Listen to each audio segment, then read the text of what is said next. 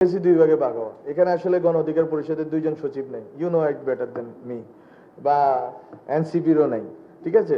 So আছে কিন্তু সচিব ওদেরই, ফলে ওইটাই বাগাবাগিটা ওখানে করছে। এটা তো আমি বলি নাই যে বাগাবাগি, আর বাগাবাগির বিষয় না, বিষয়টা হচ্ছে যে আসলে আওয়ামী লীগকে আপনি আওয়ামী লীগের যে প্রশাসনিক কাঠামো এটাকে আপনি বদল করতে হলে ওখানে তো লোক লাগবে, আপনি তো এটা খালি রাখতে পারেন না।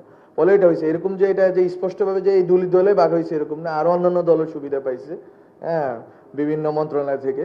তো যাই হোক, তো বিষয় হচ্ছে যে আমি শেষ করি, আমার জায়গাটা ছিল এরকম যে আমি আমার জায়গা থেকে চেষ্টা করতেছি এবং আমি অনেকগুলো যে আলোচনাগুলো সেগুলো অ্যাড্রেস করার চেষ্টা করলাম।